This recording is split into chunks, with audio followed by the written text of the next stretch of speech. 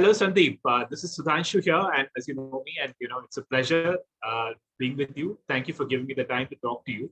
I just wanted to ask a few questions, and let you walk me through your journey, because you have such an interesting background, and the kind of things you're doing, the kind of impact you're making on people's lives and the community as a whole is really, really, very, very meaningful and impressive.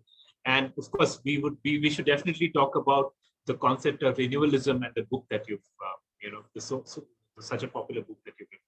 So, I'd like you to share a little bit about all of this, and then let's see where that goes. Thank you so much. The pleasure is all mine, Sudhanshu. It's really nice what you're doing with YouTube and your community, and happy to chip in. Yeah, let's get on with it. Thank you. So where did it all start? How did you, the whole journey? Tell us the highlights of how you reached here and the whole concept of renewalism that you're talking about, the kind of impact you're making to the world. So where did it start? How did it start? Where did it come from? Okay, so then, I'll have to take you back about 15, 20 years when I was running a consulting company in Hyderabad. Okay. So the thing was that I had this string of alphabets, IIT, IIM, which I've gone through. And all of them have led to certain expectations that people have from people with those alphabets. So there I was, an entrepreneur running a consulting company. But somehow, Sudhanshu, I was, after the initial euphoria and say about 5-7 years, getting a feeling of hollowness around what we as the corporate structures have got into doing. So I was working with some very large multinational clients. I won't take names, but some in the business outsourcing space, BPO. BPO space, okay. And I started asking myself, it appears that all of us are creating more problems than we're solving, especially with regard to people, working against the biorhythm and creating problems and then solving them, which ought not to have existed in the first place. So is that kind of the right direction? Can we be having these hundreds of thousands of kids getting into the corporate world with a very automatonish job and with a very low sense of long-term purpose and impact, like you so politely said in your words of introduction for me? It's all about what is it that you are here to change? What is it that you're here to do? And when that gets clear, then you are driven by energy. You're driven by a sense of purpose, for want of any other more complicated words. It's just you flow. That's not going to be happening there. And that's what got me started on understanding what is purpose then, and what is consciousness about, and how does one really understand that? One goes to some spiritual masters. Yes. So I had the good fortune of getting connected with some of them around Hyderabad. There's so many world's most amazing people in that area, and I just had the good fortune of learning from them. Satyasai, Shri, to name a few. And that eventually drove me to learn more about all this from Tibetan lamas up in the Himalayas. And I spent a few months there. And I found my own purpose working in villages thereafter. So away from the disturbing corporate world, And finally, because of how significant all this knowledge is in the process of creating a stress-free life, I started taking these concepts which result in health, happiness, and harmony to the world. And again, once you're flowing, I just it's difficult to explain really how that happens, but suddenly I found myself traveling around 4 continents, doing talks and workshops across the world, and disseminating this kind of stuff till the lockdowns. And now I'm doing that online. So that's what's got me here. But Sounds interesting. What is Yeah. important about what's got me here is that I've got onto a crusade against stress. Okay. And because I know from 15 years ago that those guys have just got more and more stressed. And today they're in their midlife crisis, and there are more inductees of the 20 something age group who really need that kind of direction for getting out of this kind of rut for life. But the last couple of years have taken stress to a different level and a different dimension, if I may use that word. So, how do you deal with that? How do you, and any journey today, you said you're traveling to four continents, disseminating the information, that itself must be causing some stress, does it? Or how do you deal with it? So, we'd like to share some solutions in terms of for the happiness, harmony, and health that you mentioned previously. Sure. So first, let's understand what causes stress. And I have a Yeah. very simple way of understanding it for myself, and I believe it would work for our viewers here. Let's say this is you, and you feel that this is all you are about, and you are faced with a problem. Yeah. Now, when the demands, it's not necessarily a problem, it's just a huge demand, which appears huge. When that appears bigger than the resource, you get stressed. Simple. Okay. So the key word here is the word appear, because if you change one or both parameters of what is around you, like your network, you've collaborated, you're working with other people, you're part of a purpose-driven team, then you can share the problem and you're stronger. Second, which goes back to ancient Oriental wisdom, is where you learn how to make yourself powerful from inside. And that kind of power, maybe since you asked, I can share some simple habits and techniques to be able to do that, because that's what inner power is about. Once you have that inner power developing inside, then any outer reality can be handled and in fact changed. You can change your working environment purely on the basis of what you are within. So let me give you my smile formula, which is something that I believe everybody can and must do to keep stress away. And that, as you would have guessed, 5 things, SMILE, but they're very effective. So S is for sleeping. If you're cutting on sleep, it is it's serious damage.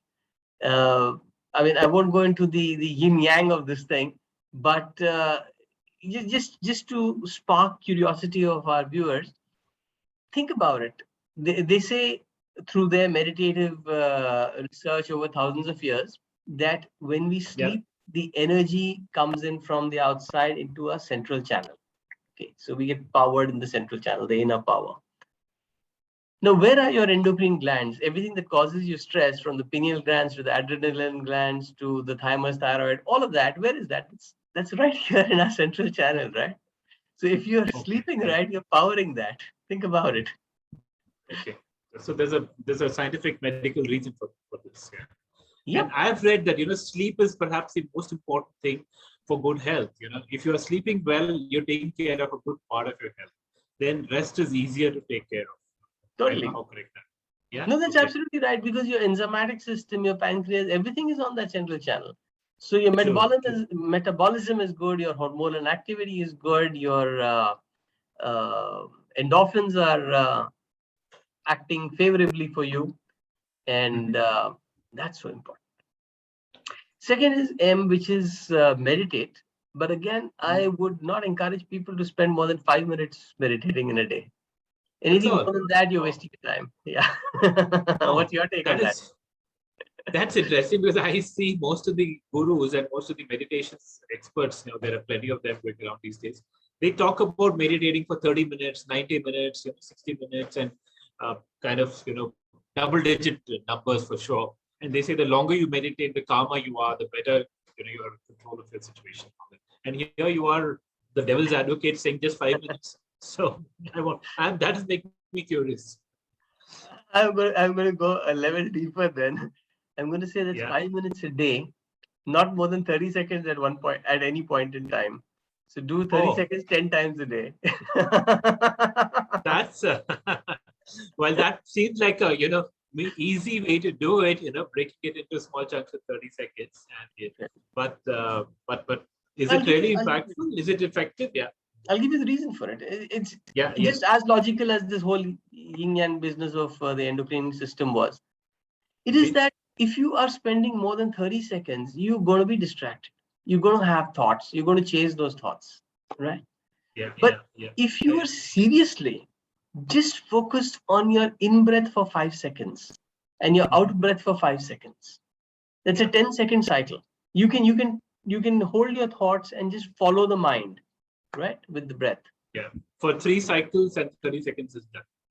You do it, Sudhanshu. You and each of you viewers will find a difference in the calmness. Now, that's all you want to create. You want to create calmness. Sandeep, you're making it sound so simple. It is. Sandeep, you're making it sound so simple. Stuff, man. In fact, that's what this book is all about. Renewal is all about renewing yourself. About that. Okay. Through simple habits like these, which just make absolute sense. And some of them science also has caught up with and is able to give you formulas and ideas to back up. But it's all experiential. Science or no science, as meditators, we used to really experience this stuff, So another thing, for example, the eye of the smile is to ingest. I was going to ask you. Okay. Ingest as in the food that we consume, or? Absolutely. Okay. So, I don't know what all science is done to prove this, but I will quote Gandhi, who put it so eloquently when he said that you got to drink food and chew water. Drink food and chew water. Okay. Because that's when you create an enabling environment for your body to process whatever you take, and it's only what you process will become energy. And if it doesn't become energy, if it just goes off your system, you are just as wanting of energy as you would be without the food. For what purpose is that served? Okay, that's interesting. I think I'm going to remember that. Drink your food and chew your water. Okay. And then, what is the next one? Have good nourishing food anyway. But the next one is the L. Yeah. L. Yeah. Laugh, is it? Is it laugh or love? You got it, man. You're right on target. You are an inspiration. I was just trying to make a guess. So L is for laughter, is it? Truly, because when we laugh, we shake ourselves physically, and that shakes away these stored tensions. We tend to store tensions in our joints, So in fact, if you haven't laughed in a while, you probably get a feeling that, oh man, it's paining when you laugh a lot. Because you have kind of shaken the stuff up, and now you recognize that, oh, there are pains there. When you keep laughing needlessly, they go away and they stay away. Oh, okay. Yeah. Yeah, it's really difficult to get a full body, laugh these days. I mean, and except for laughing at yourself or laughing at the political situation, perhaps you really don't have much to laugh about. There are more things to feel sorry for. Yeah, but I guess that's why laughter clubs have come into existence, and they're probably asking people to laugh more. Yeah. Correct. You see, it is therapeutic. Now, another way of looking at it, again, from the point of view of just making a habit, is let's look at what is inhibiting ourselves from laughing stupidly. It's just that feeling that, people will think we're a jackass. So do it in your bathroom, do it anywhere. In fact, that's how I started. In fact, my mentor, he started not with the laugh, he started with the smile. He says, just wear a smile. It's very, very energizing, and it changes your vibration. It's also very contagious. It's also It's also contagious. very If you see contagious. another Yeah. person smiling, you can't resist smiling yourself, right? So that makes Absolutely. sense. Yeah. Absolutely. Great. And what is the E? I'm curious now. So all these things are therapeutic, and the E is exercise. I would have expected you to guess Ah, that one too. But again, okay. Yeah. that's important because we again get confused about what is exercise. And I'm not talking about dumbbells here. I'm not even talking about walking. I'm talking about taking these intermittent breaks, like along with your breathing break, your M break, uh, Mhm. every hour, let's say 10 times a day. You also get up And and take the E walk break. to the water cooler or the fridge or wherever, Yeah. and It's a fridge hydrate more than a yourself, water cooler. stretch a little. I'm sorry. At when in office water cooler, when at home it's the fridge. That's what I Yeah. thought. Absolutely. Except that don't take too much stuff from the fridge for ingestion. So don't take ingesting breaks, but take breaks only for M and E. Mm. Right. Call it That's why you ME. have to remember to chew the water. So for the Yeah. next hour, you keep, just sipping it. Chewing the water. Okay. Okay. Great. So Yeah. that's the exercise I'm talking about. Stretch, bend, kick, twist while you're on Mm. that little walk to the fridge. Okay. So that the body is in motion, and it's something you can do without wondering, do I buy the dumbbells now or do I do push-ups, and Yeah. scaring yourself Yeah. out of it. Yeah. Yeah. Cool. That's right. So, would you like to tell us something about the book and the concept of renewalism? Is it all about infusing more smiles in our lives, or is it more than that, or what? Well, Brief smiles are introduction a today. byproduct. Smiles, Okay. smiles.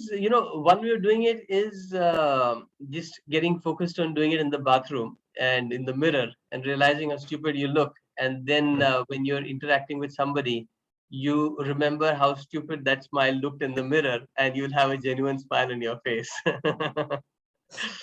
but but to have it Oh, genuinely, regardless of what this yeah. book is about and what renewal is about, is coming into alignment of the body, mind, and spirit, coming into alignment with things around us, relationships. And this is an energetic alignment. So it's very interesting that the whole book is in fact written through a divine energy that was channeling through me.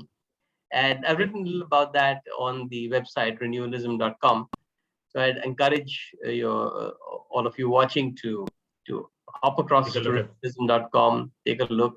And now what we're doing is making a movement out of this, because I believe that if veganism can become a movement where we are concerned about animals, here we're talking about our own consciousness, our own relationships with people, with money, with the planet, with the environment, with systems that have stopped serving us, and we just got too busy to notice, and we're just going on zombiacally.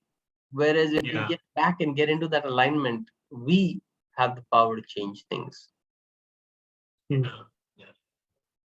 So Sandeep, that is really quite interesting, very interesting and inspiring. And I think I'm going to pick up the smile for sure, if nothing else. And that's one big takeaway for me in this conversation. I see that we are running out of time, and you've already given me more time than I had asked you for. So thank you for that. Any last minute closing comments you'd like to say before we close this interview?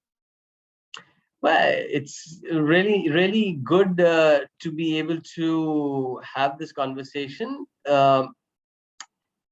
In these times, like you said, it's not the easiest to laugh. It's not the easiest to smile. Yeah. So I just tell you that look at it the alternate. When we talk about what will people think, well, Yeah. what will people think if you are incapacitated because of your stress? The man, he was a really a hardworking guy, but look at him now. I've He's seen like that happen to vegetating people. with a brain stroke or some silly thing like that.